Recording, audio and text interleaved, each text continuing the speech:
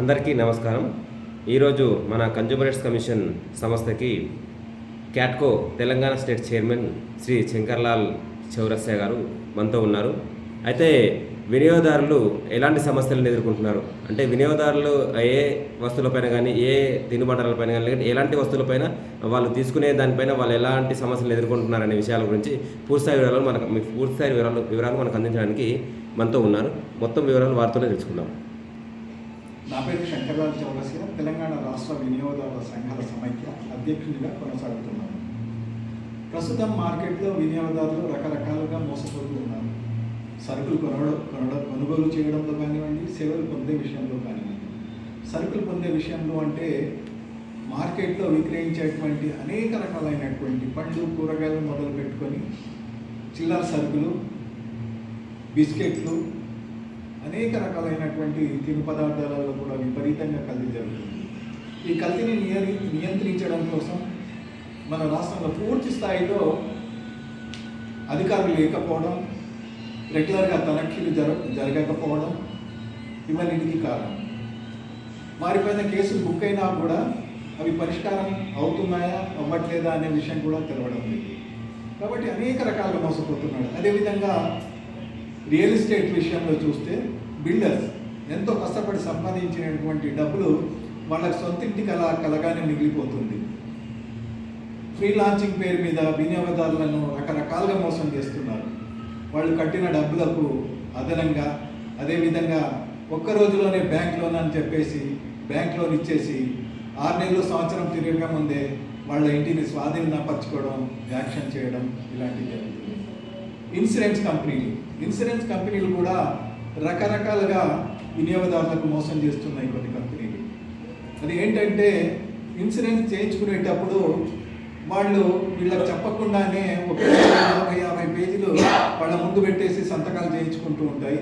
మీరు ఎప్పుడైతే క్లైమింగ్ పోతారో హాస్పిటల్కి పోయి ట్రీట్మెంట్ తీసుకునే సమయంలో డాక్టర్లు ఏమంటారు, మీ వ్యాధికి ఈ ఇన్సూరెన్స్కి సంబంధం లేదు, కాబట్టి మీరు చేయించుకున్న ఇన్సూరెన్స్ ఈ వ్యాధికి సరిపోదు, కాబట్టి మీకు క్లెయిమ్ రాదనే విషయాలు ఇలాంటివి చేస్తూ ఉన్నారన్నమాట. ఈ విధంగా మోసపోతున్న వినియోగదారులకు వినియోగదారుల హక్కుల పరిరక్షణ చట్టం వెసులుబాటు కల్పిస్తుంది. వినియోగదారుల హక్కుల పరిరక్షణ చట్టం ప్రకారం ప్రతి జిల్లాలో వినియోగదారుల కమిషన్లు ఉన్నాయి. 5 లక్షల లోపు నష్టపరిహారానికి ఎలాంటి ఫీజు చెల్లించనవసరం లేదు. 5 లక్షల కంటే ఎక్కువ నష్టపరిహారం కోరినప్పుడు వాటిపైన మనం కొత్త గొప్ప నామమాత్రం ఫీజు చెల్లించవలసి ఉంటుంది. అదేవిధంగా ఇక్కడ కాకపోతే స్టేట్ కమిషన్లో కేసు వేసుకోవచ్చు. కేసు కమిషన్లో పరిష్కారం కాకపోతే నేషనల్ కమిషన్కి కూడా వెళ్ళి మన సమస్యలను పరిష్కారం చేసుకోవచ్చు. ఇలాంటి విషయంలో వినియోగదారులు చైతన్యం కావాల్సినటువంటి అవసరం ఉంది. వినియోగదారులను చైతన్యపరచడానికి కేవలం వినియోగదారులే సంఘాలే కాకుండా ప్రభుత్వం యొక్క బాధ్యత కూడా ఉంది. ఈ వ్యవహారాలను చూడడానికి పౌర సరఫరాల వినియోగదారుల వ్యవహారాల మంత్రిత్వ శాఖ పనిచేస్తుంది. కేంద్ర స్థాయిలో కానివ్వండి, రాష్ట్ర స్థాయిలో కానివ్వండి. కానీ ఈ 2 శాఖలు కేవలం డిసెంబర్ 24 జాతీయ వినియోగదారుల దినోత్సవం, మార్చి 15 ప్రపంచ వినియోగదారుల దినోత్సవం నామమాత్రంగా జరుపుకొని చేతులు దులుపుకుంటూ ఉన్నాయి. వినియోగదారుల వెల్ఫేర్ ఫండ్ ఉన్నప్పటికీ, వినియోగదారుల కన్జ్యూమర్ ప్రొటెక్షన్లు ఏర్పాటు చేయవలసినటువంటి అవసరం ఉన్నప్పటికీ ప్రతి జిల్లాలో కన్జ్యూమర్ కమిటీలు, విజిలెన్స్ కమిటీలు ఏర్పాటు చేయవలసినటువంటి బాధ్యత కూడా ప్రభుత్వం పైన ఉంది. ఇలాంటి వాటికి ప్రభుత్వం చొరవ తీసుకొని ఈ కమిటీలను ఏర్పాటు చేస్తే కల్తీలు, మోసాలు జరగకుండా, అదేవిధంగా రకరకాల మోసాలపైన వీళ్ళు ప్రశ్నించి ఆ సమావేశంలో చర్చించి వినియోగదారుల సమస్యలు పరిష్కరించుకునేటువంటి అవకాశం ఉంది. గత 10-15 సంవత్సరాల నుండి రాష్ట్రంలో పూర్తి స్థాయి వినియోగదారుల చట్టాలపైన అవగాహన కల్పించడంలో పూర్తి స్థాయిగా ప్రభుత్వాలు విఫలం అవుతున్నాయి. అదేవిధంగా గతంలో ఫుడ్ అడ్వైజరీ కమిటీస్ ఉంటాయి. వాటి స్థానంలో 2019 వినియోగదారుల హక్కుల పరిరక్షణ చట్టం ప్రకారం కన్జ్యూమర్ ప్రొటెక్షన్ కౌన్సిల్స్ ప్రతి జిల్లా స్థాయిలో, రాష్ట్ర స్థాయిలో ఉండవలసినటువంటి కమిటీలు ఏర్పాటు చేయడం లేదు. ఒకవేళ ఈ కమిటీలు ఏర్పాటు చేస్తే వినియోగదారులకు సంబంధించినటువంటి వివిధ శాఖలు, హెల్త్ కానివ్వండి, మెడికల్ అండ్ హెల్త్ కానివ్వండి, ఇన్సూరెన్స్ కానివ్వండి, ట్రాన్స్పోర్ట్ కానివ్వండి, ఇలాంటి శాఖలన్నిటితో కలిపి వినియోగదారుల సంఘాల ప్రతినిధులు, ప్రతి పార్టీ ప్రతినిధులు అందరూ కలిసి వినియోగదారుల సమస్యలపైన చర్చించి సమస్యల పరిష్కారానికి కృషి చేసే అవకాశం ఉంది.